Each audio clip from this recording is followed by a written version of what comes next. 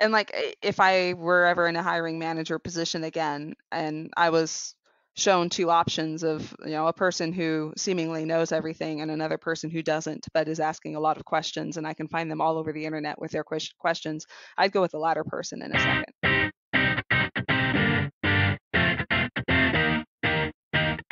Welcome to 33 Tangents, a roundtable discussion covering a wide variety of topics from digital analytics to working remotely to current happenings in business and technology. Your hosts, Jason Thompson, John Naran, Jenn Coons, and myself, Jim Driscoll, all live in different areas of the world, but work together in the same company. Our regular day-to-day conversations often go off in various directions, and the goal of this podcast is to share our ideas and find new ways to engage with others.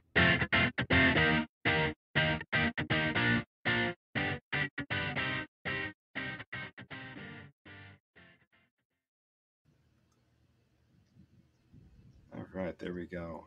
So what's going on this morning? Not too much. Daniel's getting his cast off today, and I keep hearing throughout the house his updates of only 2 hours and 45 minutes left. And that's great. It's not like he's got it on for the whole summer. Yeah, no kidding. He leaves for camp on Sunday, so okay. It's just in time, and I'm really, really relieved and surprised that he only needed it for 3 weeks or 3.5 weeks, because usually they go longer than that. Well, that's good. I'm enjoying my Mocha. I think I've come up with a recipe that's really enjoyable. I think I shared it with you, Jim, where I'm brewing a shot of espresso over top of like a square of chocolate. Yes. It's delicious. Ooh. Yeah. Yes. No, I want to go out and get like one of those, the chocolate that you're using, because after I saw what you did using the Nespresso, I tried to make it myself, and the only like chocolate we had in the house was a thing at Trader Joe's dark chocolate. Mm-hmm. So between the Nespresso pod and the dark chocolate, the dark chocolate made it more bitter. So I need to find like a sweeter chocolate to try it again. So yes, you've got me hooked as well. Yeah. It's kind of like John with the Thai iced tea. Which I need to get back into now that it's finally getting warm, and by warm relatively like high 70s warm. I need to get back into the Thai iced tea. That is tasty. Also, man, I think I'm spoiled a little bit with my grocery store down the street. I found this local coffee roaster called Pink Elephant Coffee Roasters up in Park City.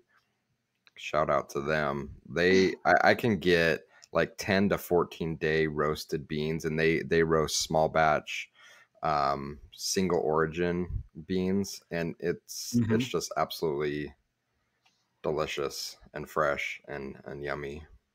That sounds all kinds of fancy, and I have no idea what any of it means kind of way. It means that so single origin, and they do this a lot in chocolate, and there's a crazy chocolatier here in Utah that you can go tour his factory. So single origin is that the beans come from a single farm. Quick question before you get started. Is chocolatier, like, is he named like William or something like that? I just have to ask. He's not. I actually don't know what his name is. I think he's down in Provo or Orem. And Corey Spencer from Adobe actually was the one that introduced me to his chocolate, and it is phenomenal. I think it's called Armino chocolates. And he does single origin chocolates, and it just absolutely delicious. But he's a little, I think you have to be. I have another friend that has a contact with a coffee guy in Salt Lake that's really into the art of coffee, and he's a little off too. I think you kind of have to be. that's part of the routine. So the single origin is just the beans are secured from a single farm, a single location. And so with a lot of the bigger manufacturers, it's a blend, and blends sometimes can be really good as well, just depending on your production and what you're looking to do. But a blend would be, you would get beans from multiple locations, not even just multiple farms, but maybe multiple geographic Yeah. locations, and you blend them together. So these ones are usually single origin, so they're from a single location farm. And Pink Elephant and other small roasters, they do very small batch, so they're literally roasted in a small building up in Park City, so they don't have a huge production where they can roast massive volumes at a time. So it's much more, I guess, what would you call it, artisanal? Yeah. So That sounds very artisanal. yes, yes. So Still all anyway. tastes like hot, bitter water to me. But I was talking to Rudy Schumpert the other day, who's a huge coffee consumer, and I recently bought a home espresso machine and really been getting into it and evaluating different beans and different things, and I asked him, I'm like, so like where do you get your beans, like what roast, because there's different flavors that come out. When you're making espresso, they say you want really freshly roasted beans, but you shouldn't brew it sooner than 10 to 12 days. You have to kind of let it rest and bloom after it's been roasted. And so I'm like, this is so confusing. So I'm talking to Rudy. I'm like, so how long have the beans been roasted that you're using? He's like, I don't know, whatever they do at Costco. Like, he's like, I don't know, I'd buy whatever's on the shelf. yeah, And I was gonna say, like, yeah, from what I remember of Rudy, Dunkin' Donuts and pumpkin spice and all of that, Mhm. coffee is Yeah. Yeah, sufficient. what grind setting are you using, Rudy? I don't know, whatever they use to grind the beans when I buy it from, fill in the blank. I'm like, okay, fair enough. Well, so when I met Suzanne, when we first met, she whenever she wasn't a big coffee drinker, but when she did, she would over sweeten it. And I'm like, if you're adding in like all of these flavored creamers and sugar, it means you're drinking coffee. You're drinking coffee from a bean that is just too bitter for you, or it's not the right taste for you. No, that's the And only I way mean, I ever I'm could but do it. Yeah, it was super sweetened and disguise the coffee flavor as much as possible. yeah, yeah, and like, I mean, I am by no means a coffee aficionado, but I do like I get my coffee from a small roaster, and like I get the whole beans. I grind it myself and keep it in a canister in the closet or like in the cabinet, and I just put like a little bit of cream just to lighten it up. And in the time since we first met, I've spoiled her a bit now. So like when she goes over to her parents' house and her mom makes some coffee, she's just like, "Mom, this is awful." She's like, "No, it's not. It's great." And she's like, "No, Mom, this is like battery acid." Oh, geez. So it's just funny. Yeah, And she's like, "You've ruined me." no, but it is amazing how much the flavors differ, and not only with the beans. I think I can't remember if we were talking about it on a podcast episode, but even I've been experimenting with just one bean, and the grind settings, the pressure you put on it, the time that it takes to brew it, the temperature, like all of those things change the flavor without even changing the bean. So anyway, that's why I think lattes and cappuccinos are so popular, is because they say that lattes can cover up a lot of mistakes in the production of a shot of espresso. All right. So not that people are probably like, did we stumble onto the wrong podcast? This is now a coffee podcast. No, No, it's no, it's not. actually I think it gives us this week's random conversation gives us another good Like, segue into the topic I want to discuss about. So we're talking about really understanding the various little details of making a good cup of coffee. And one of the things I want to talk about this week, or the main topic I want to talk about this week, is ways to keep like your industry expertise up to date. Some of our recent podcasts have been a bit more general, of just learning different skills, just keeping up. just with broader sets of skills. But this way I want to focus on the industry expertise. And Jen, I wanted you to join us this week because this is something that I see is something that you do extremely well. Oh, thank you. Being up to date on the latest and greatest of what's going on, being able to share that with not just us internally, but everybody else. So if you think about it, it's easy to get stuck in the day-to-day requirements of your job. I mean, we've all gotten sucked into that pattern. I, for one, know I get sucked into that pattern from time to time, and I'm able to either pull myself out or sometimes need help getting pulled out of that pattern. But one of the major problems is if you're not careful with that, you get so focused on the present that your industry related skills can become dated quickly, especially if you work in an industry like ours that moves very, very fast. If you're not careful, you more or less lost a step as the industry evolved. So what I want to talk about today, like what are some ways, whether it's, broader steps you could take, or, maybe even more detailed tactical steps that you could take to ensure that you stay up to date on industry trends to keep your industry skill set as relevant and current as possible. Makes sense. And to me, it's something that I think could be different from a consulting perspective versus client side. Because for me, part of it is merely just having different clients and being able to say, oh, this client is doing things differently from that client. Maybe I should learn more about the differences. Whereas when you're just on one thing, it becomes a little bit easier to get kind of that myopic, not questioning things as much, so you don't get exposed necessarily to what other options there are out there, and or if there are new options. So yeah, I don't know that that's really an answer or insight so much as just an observation of. I'd imagine that would make a difference, and I have always fought for like when I was at Adobe and I was on one client 40 hours a week, and I had a few other side ones that I had taken on because they were in a jam or something like that, and then I refused to give up those side projects even if it meant I was working over 40 hours a week, because it was just that was the only way that I was going to grow career wise and learn new things, was getting to go in and out of other projects and getting to compare things against each other and stuff. So yeah, that's valid for consultants at least. But even when I am on just one big project, sometimes it's a matter of in the evening, some of the side projects that I do of Pocket SDR app or the beacon parser and whatever it is, that I don't have a client to answer to, and I just get to experiment with whatever new things, and sometimes it makes me ask a lot of questions and see what works and what doesn't, and all of that. And then lastly, of course, I'm going to put in a plug for Measure Slack, because that's what I do, because I really, really value Measure Slack.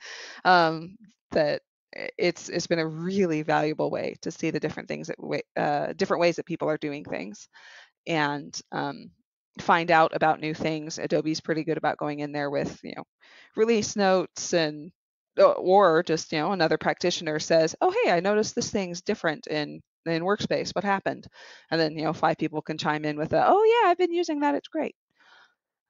So yeah, I think you have a good point about client side versus consulting, and I think it's a reason why so many of us in services are attracted to this line of work, is that you really do get exposure across so many different things, whether it be different tools or industries or emerging trends.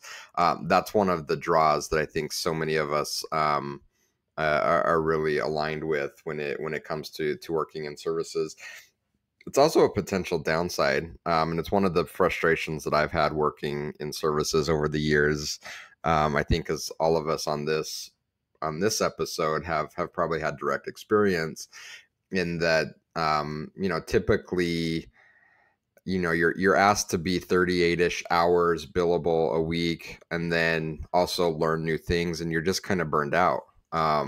And so while you have the opportunity directly with clients, you're kind of at the mercy of what you're exposed to with clients, which isn't bad. But you do kind of run that risk of just having that self exploration time. It's one of the things that I really enjoyed being actually client side. So when I worked for Spark Networks, it was very limited in industry scope. I knew a tremendous amount about online dating, but didn't have a lot of experience across other industries. But they had a Friday afternoon thing that they called Mingle Labs, where for Friday afternoon you could kind of spend doing whatever you want. And it was really cool to see what people did. Some people wanted to learn about new development technologies. Other people were getting into hardware. Some people were actually thinking about inventing new board games. So it was really cool just to see where people's thought process went. But I think a really important piece of it, whether you are at a client, you are consulting or whatever, is just prioritizing that time.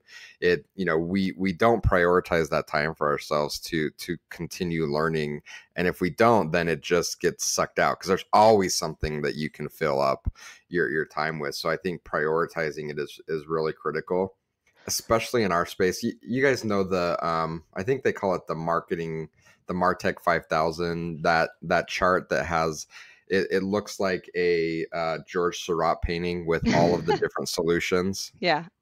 I've You seen know what it, I'm talking yes. about? So I looked Yep. at this year's version, and there are actually over 7,000 now named solutions in the marketing technology space that have been identified and put on that map. And there are, if you follow LinkedIn, there are new ones coming out every week. It seems like it's impossible to keep up. So I think if you're just trying to keep up without a strategy, it's overwhelming. Well, and the solutions themselves are changing faster. Like, Yeah. I joke that I left the industry for a couple of years back in 2008 to 2010-ish, and I come back and nothing had changed. Now, you're out for a few months and it's all different. So, but for me, I definitely agree that the prioritizing the time and all of that is important, and you have to have time. But I'm not the type of person that learns from reading articles or watching videos, or it doesn't stick unless I get to apply it. And that's where I guess I'm not really sure what I would advise, especially to folks that are client side, or like I have a developer background, so I can, if I need uh, a pet project to experiment on, I can just whip one up. Um, what what would you do or say to folks that need perhaps a project or something that they could experiment more on, or that would challenge them a little bit when that isn't built into their job function already? I would say just do it, because I'm like you as well. There are so many things that I want to learn, and specifically, I do a lot of just hacking around in Python, but I don't have a lot of direct applied things, and so it's really difficult for things to stick for me in that case. I have to actually force it to be applied to something that I'm actually trying to solve, and I think a lot of people are that way. Going back to working for a company, I think part of it is just maybe even breaking the rules a little bit, Yeah. or maybe not breaking the rules, but just doing what's not necessarily in your direct job description. One of the stories that I love to share is back when I was working client side, we had a developer that built. He wanted to learn about a new methodology, new coding language, and as part of that, he wanted to build a application that could help identify registration fraud. So I worked for a site that was a reg to sub model, and he built a solution that would evaluate new registrations coming in, and would basically score it to understand how likely it was to be fraud. And he wasn't told he could do it. He wasn't, it was just something he went and did, and something that applied to a problem that he saw in the business. And it ended up actually being adopted by the business and saving the company, I want to say, millions of dollars a year in fraudulent activity. And so, I think that's one of those things where sometimes you just kind of have to go and do things. And if you're the type of person where it needs to be applied, look around. There's lots of problems to solve in your business. I guarantee it. And just pick something that applies to your business and align it with whatever it is that you're trying to learn. Yeah, I've definitely found that problem. Like with Google Analytics, I used to be GA certified, and that only lasts for a year. And GA is definitely one of those tools that changes frequently enough. And even just a year of being sucked fully into Adobe Analytics and then coming back to a GA project, I feel like I almost have to like choose a pet project site, or say, oh, let me see how 33 Sticks is currently doing their GA, and maybe Jason won't mind if I completely redo it all just to get myself understanding the current limitations and best practices and whatever. Yeah, it, you have to have time to do such things, and you have to have, I call it the mojo, kind of like you have to have the motivation um, Yeah. to do that. But it's important. Otherwise, seriously, that at least at least looking in this industry, and I'm super conscious right now because my microphone, I don't know why, is very sensitive, and if I turn my head, I'm hearing myself out of my left and right ear like I'm in some kind of weird stereo thing. So sorry. Now I lost my train of thought. But in this space, it is super super important because you can be comfortable and just kind of float, and then as you mentioned, you could either be out of the space or really just be heads down doing your job. And it doesn't take a long time. And you look up and the industry has gone in an entirely different direction. And that worries me. That should worry everybody. I don't know if worry is the right word. That should motivate everybody to really push themselves to keep up with what is happening, because it is so comfortable, especially if we want to laser focus in on analytics and digital analytics. We all know, and we've had episodes talking about the challenge of talent shortage. It could be really easy to just float. But at some point in time, the forces are going to shift, and it's those that are keeping up and ahead of the curve that are going to be in the best position. And those, as great as they are, that are comfortable and just saying, hey, this is where I'm going to plant my flag, that may be left behind. And so, you need to use that for motivation to continually be learning, and balance it out with the fact that there's just no way you can keep up with everything. You just have to admit that there's just such a, even to your point, Jen, if we yeah, I mean, even if we specialized on certain vendors, it's near impossible to keep up. So you just kind of have to admit that you're never going to be able to fully keep up, but have a plan and prioritize it. I love the idea of kind of just doing anything as an employer. If I had an employee come to me and said, hey, I want to use our Google Analytics instance to do, yeah, that's amazing. So I think employers, management would probably be more open to that than most people think, to say, hey, I've identified a problem. I want to use some of my time to attack it, and through that learn about something new. Yeah. I rarely have had an employer say no. I have had employers say, yeah, do that. Oh, by the way, have you managed to do, your 45 hours of work in 38 hours?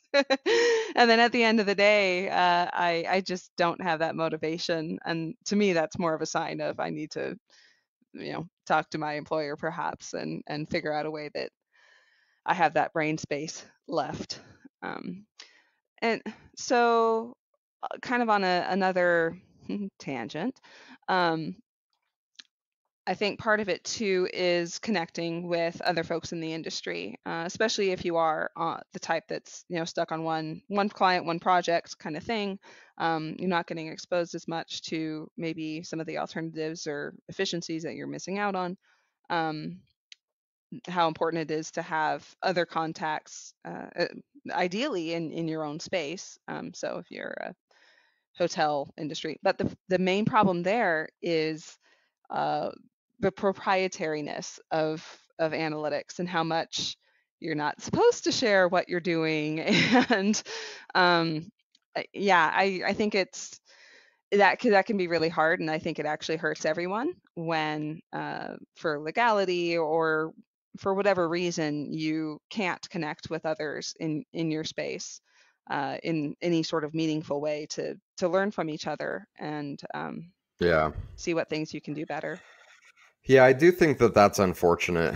And not to say there aren't scenarios where it's well-meaning and actually needed. Sure. But I think for the most part, it's an overreaction. Yeah. I think there are businesses that just overreact to thinking that they have a special sauce that everyone doesn't have, and it's usually not true. Either Um, that or they're so and ashamed of what they aren't doing great that they don't want to expose that either. that could be, Can you tell I'm a I little ran. jaded? No, and I ran into this early in my career where I had an employer that wouldn't allow me to talk. I was getting opportunities to do webinars and speak, and I had to do it under my own name, and it was lame. Like, I didn't have a personal brand. I'm like, I want to attach to actually working for a known company, that I'm doing these things, but they wouldn't allow me to do it because they didn't want it to align with secrets that we have. And I think most people that listen know I'm a foodie and I love to cook. And there's a whole kind of side conversation in the culinary world around top chefs that produce cookbooks that, oh, you're just giving away the secrets. But to top chefs, they know that the actual ingredients and the steps aren't the secret. I can give you step by step how to do it. That doesn't mean you can go and do it. There's something far greater than just the tactical steps of how something is done. And I've always thought that about a lot of things that we do in the analytics space, and things that I've wanted to talk about and have had employers shut me down to say, no, that's our secret sauce. I'm like, it's just not. Yeah. And even if it is, most companies aren't going to be able to execute on it. So why are we so afraid? Yep.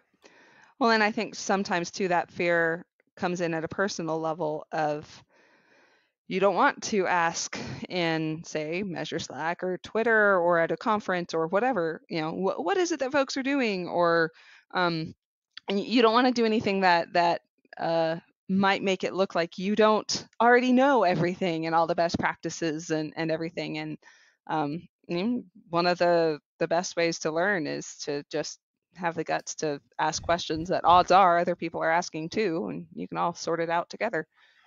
You are wise beyond your years, Jen Coons.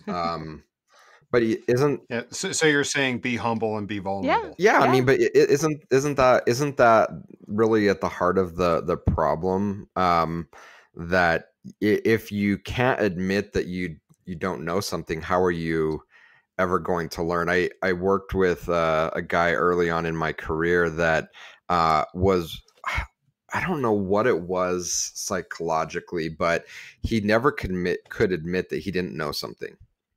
And even when he needed help, he would phrase it in a way that he already knew this, but he was just for some reason forgetting it. And you would help him and he would say, "Oh yeah, I knew that. I knew that."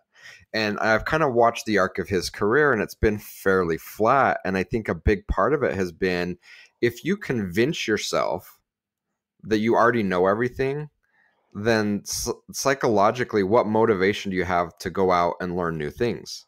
Because I think you've already convinced your yep. brain that you know everything, that there really is no desire. And so, I get it from a positioning standpoint, especially if, you're like us and you work in services. It seems scary to admit that you don't know things because we're supposed to be the expert, but we don't know everything. We haven't seen everything. We've seen a lot, but we're still learning as well. And if you if you move to that place where you've convinced yourself that you know everything, I think that's a really, really dangerous place to be. Mm-hmm.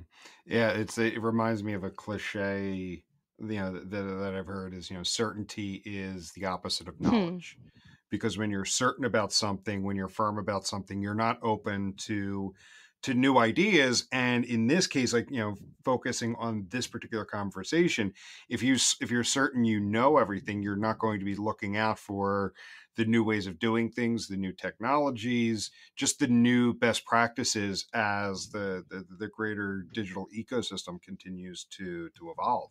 So I think, going back to Jen's point about, being humble, being vulnerable, and um, looking to see what else other people may know is definitely one way to go about it. Yeah.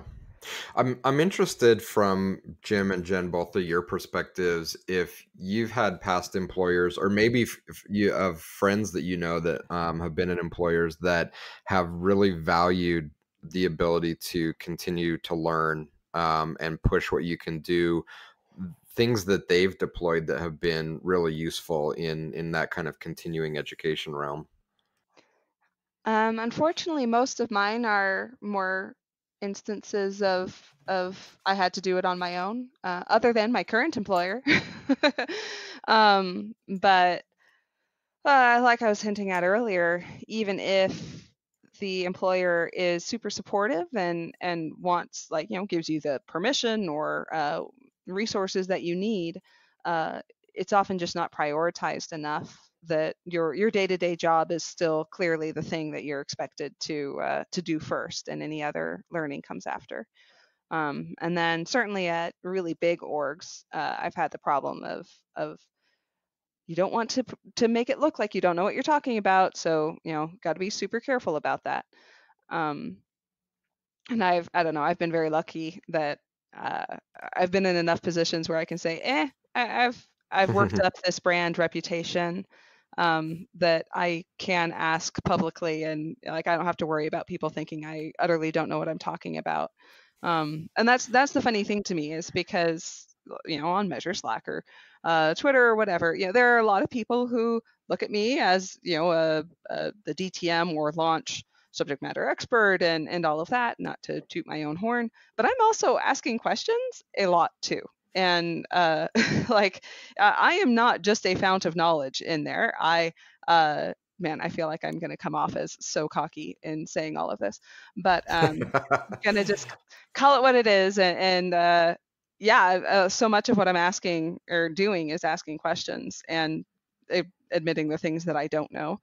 And fortunately, if you do that often enough, then people just realize that you're the type of person to ask questions, and or you must be doing a lot of cool things to be coming up with those questions, or you're probably getting answers for all those questions, so you probably know a lot, and or you're asking questions that they themselves were thinking. So it shows that you're taking initiative to get the answers. I think that helps a lot too. And I think that's a huge reason why you are as talented and smart as you are, is you've overcome that, or maybe it's just self-confidence. Right. I I think mean, it's more and to, shamelessness, self-confidence.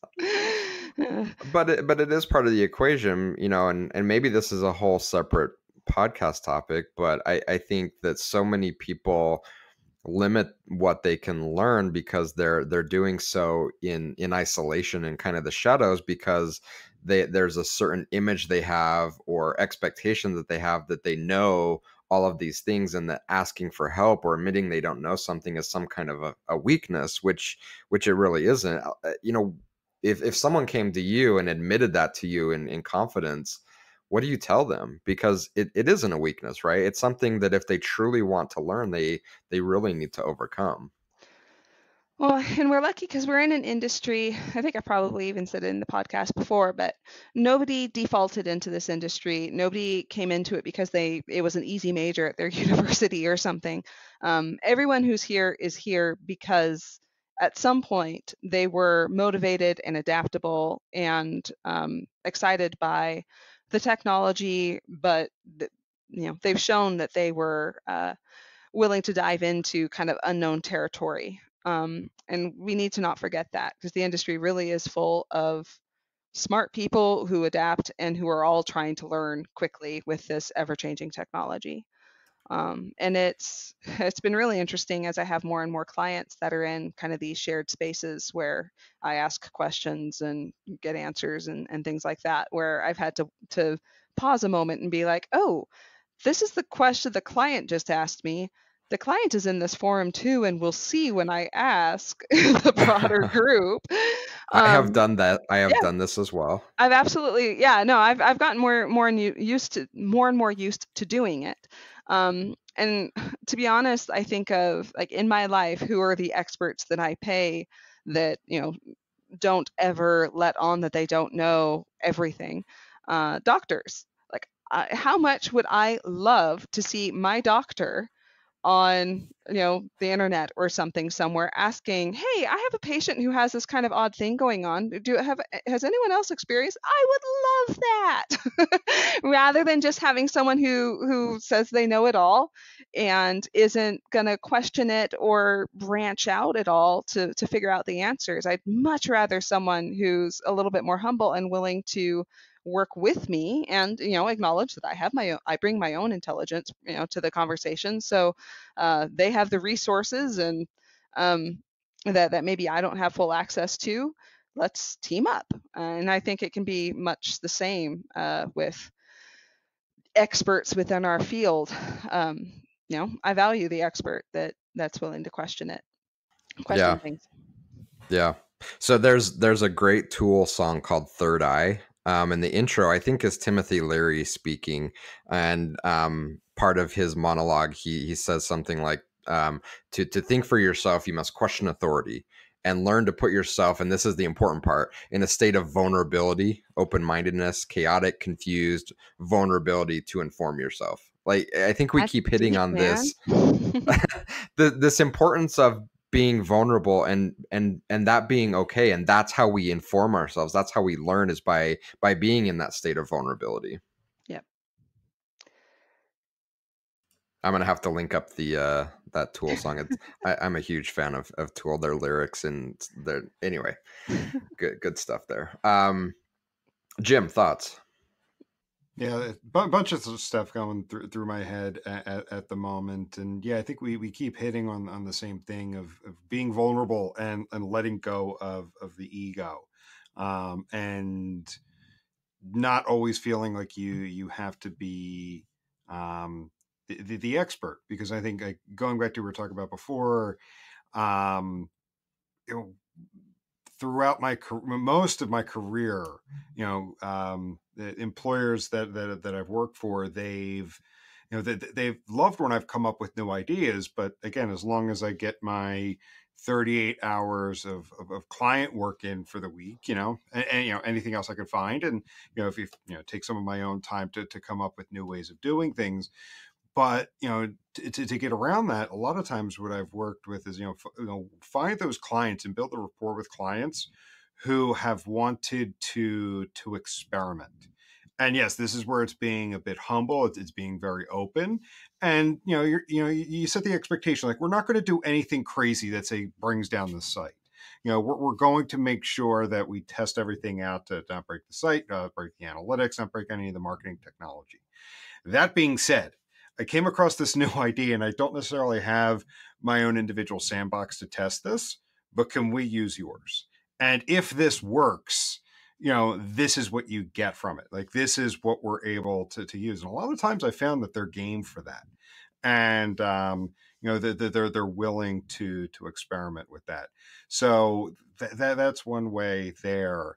And yeah, I really wanted to get people's thoughts around just like talking, like using tools like Measure, Slack, and whatnot, because I'll be honest, like, that's one area I know I struggle in, just being an introvert, like I am. There's just times where it's, kind of building that rapport with people can be tough for me. So I've always kind of shied away from it, even though I know I would probably get tremendous benefit from it. I would Yeah. think as an introvert you would be more inclined to a platform like that, but it's interesting that's your perspective. Yeah, I mean, and there's just some days, like, I'm just fried, and I'm like, I'm done talking with people right now. I just kind of want to go, pick up my son and just go chill. Yeah, whereas for me, I'm the type of introvert where I'm like, yay, I don't have to actually interact with people. I can talk to them, digitally and all of that. But for me, folks, whenever I get comments on how much I spend time on there, and they were showing the person who responds the most in various channels and things like that, and to me, it was almost a point of shame that I'm like, oh, I spend a lot of time in there, a lot of time. Mm-hmm. But part of it is that kind of curiosity and um, wanting to see what else is going on. To be honest, some of it is just straight up ADHD of my day job. My launch library is building. That's going to take 10 seconds. What am I going to do let's go check out what's going on in Measure Slack. So yeah, some of that is just, my own personality. And it used to be Twitter before it was Measure Slack. Yeah. So Speaking of Twitter, the one thing I missed from years back was when Jorgen was part of Adobe Client Mhm. Care, and even before that, like Omniture Client Care, Mhm. and he was on Twitter. And just being able to say, I'm seeing something weird. Can you take a look at this? And in an hour or two, you'd have Yeah. a response back, and just learning little tidbits of when you broke something, from when you broke Yeah. something. No, that was the best, and you still get that kind of interaction all the time within Measure Slack now. Uh, Mm-hmm. it's fantastic. Adobe's gotten so good about that you can get the right people seeing your questions and being responsive. If it isn't another practitioner or consultant, it's somebody straight up from Adobe, either client care or consulting or whatever.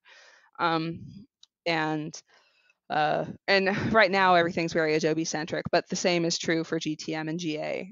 There are within Slack or elsewhere, there are great communities that you can ask questions and get answers. Maybe not quite so much directly from the product developers, but certainly from knowledgeable folks.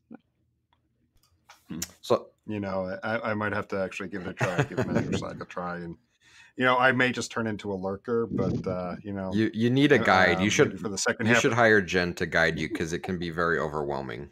It can be Yeah. overwhelming. No, in all seriousness, like, make it like a goal for the second half of the year to be a bit more interactive there, and try to overcome that challenge I have with just like sometimes just like, okay, I just want to not talk to Yeah. people and just want to be left alone for an hour or two to decompress.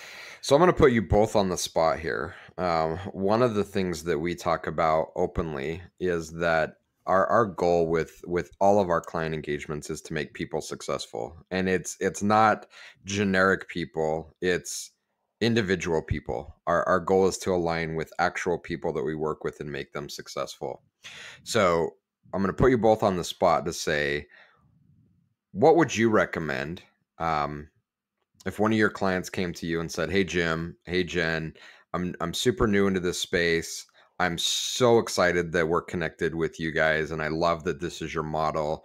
I want to learn more about analytics. It's not my background, but it's something that I'm really excited about getting into.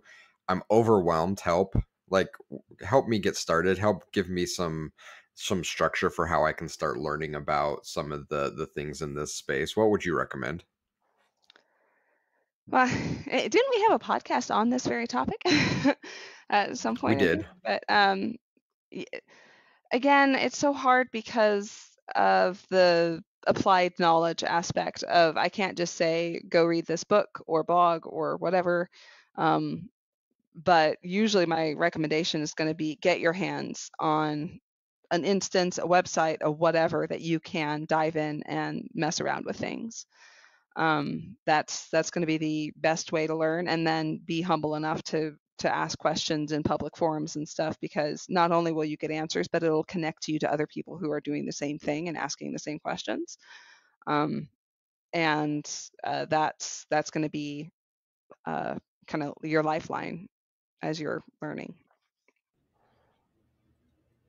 Yeah, one of the things I've done in recent years is spend the money, and it's not a lot of money, but it's a little bit, but to have like a vanity domain Hmm. and a hosting plan, and the hosting plan that I have has an installer for some of your most common platforms. So you don't even have to know how to install it; the installer will run, such as WordPress. That's a common content publisher platform that many use, as well as Magento. Magento is a popular e-commerce platform, and it's something that's easy to set up. So depending upon like the verticals you work in, spending the money on that and being able to put up like your own little vanity URL, and being able to do just experiment, go and push buttons, like deploy the latest version of GTM, deploy the latest version of Google Analytics, and push buttons and see what things do and what breaks things. Because if you take it on that site, then I mean, there's no loss. Again, when you get to the advanced stages, you can do what I was talking about earlier, where it's, to keep up with things is working with clients who want to experiment a bit, just because at that point what buttons to push and what not to push, and how to really test to make sure you're not pushing something, tremendously bad out to production. But that said, getting started, spend the money, or at least this is what I've done. This is my personal, experience.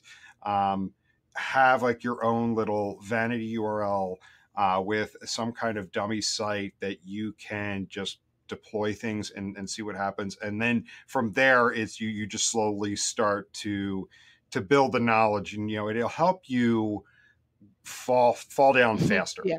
By being able to do that. You're going to learn the critical things not to do, right away.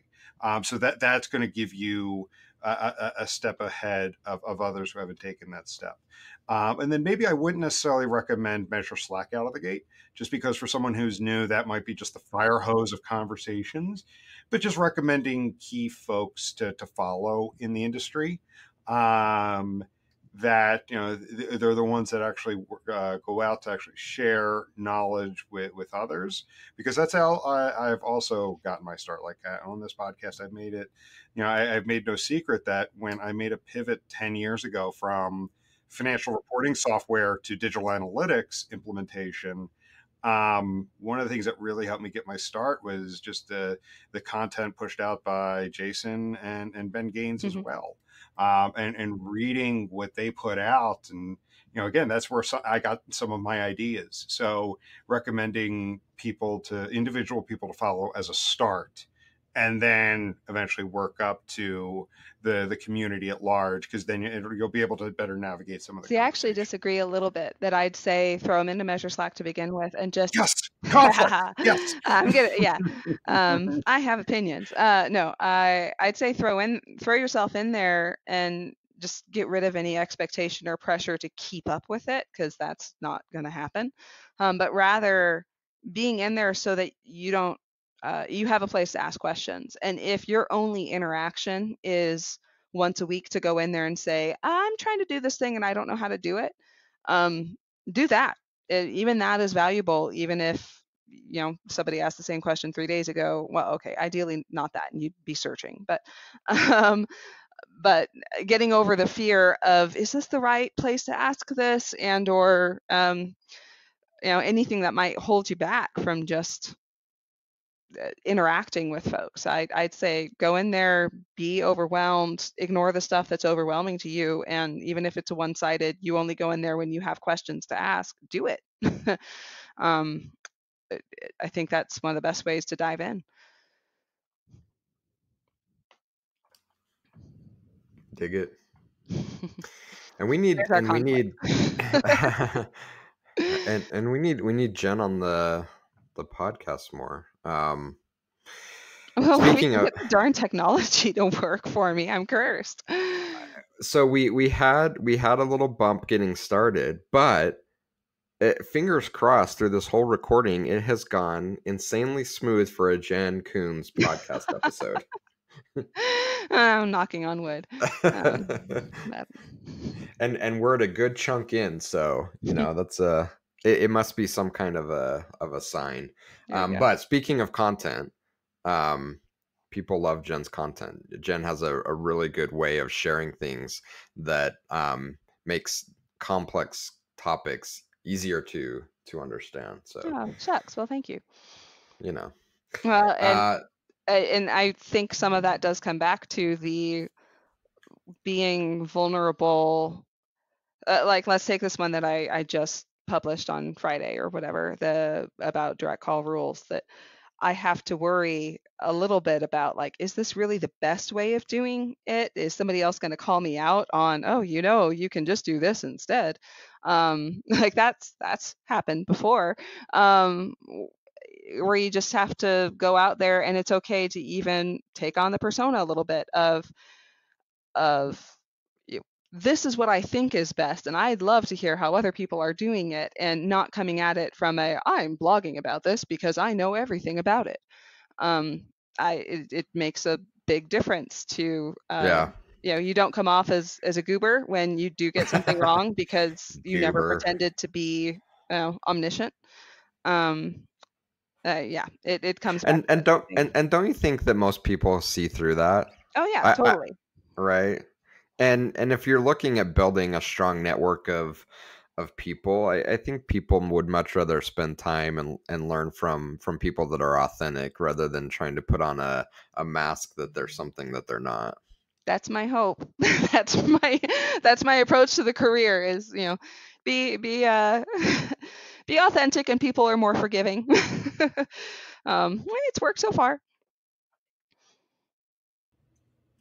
Excellent. Well, this has been a good conversation, Jim. I'm not sure if it ended up going entirely down the path that you had intended, but I think we've come up with some really good things and thought-provoking topics. And I think if nothing else, we've touched on, I think the most important piece of it is that, you don't have to know everything. In fact, putting that mask on that you know everything actually ends up holding you back, and being vulnerable, being authentic has a massive upside when it comes to learning and keeping up with industries, especially industries like this that are moving so Yep. insanely quick. Yep. And like if I were ever in a hiring manager position again and I was shown two options of, a person who seemingly knows everything and another person who doesn't but is asking a lot of questions and I can find them all over the internet with their questions, I'd go with the latter person in a second. I don't know that all orgs would do that, but at least for me, that shows someone who's curious and motivated and not being held back by perception. So Yeah, absolutely. Jim, final thoughts?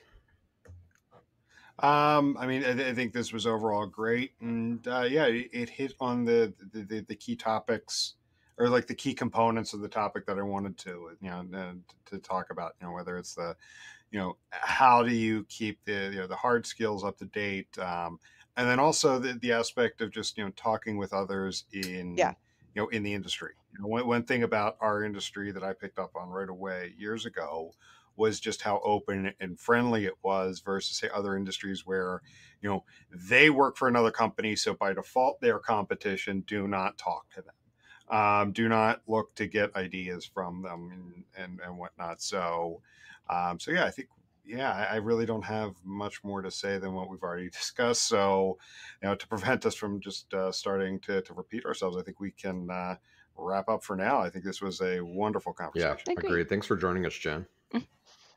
Yeah, Jen, thanks so much. I enjoyed it. Mm-hmm.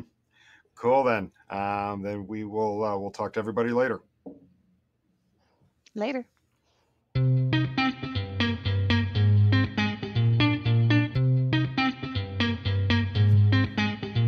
Thank you for listening to this week's episode. We hope you enjoyed it.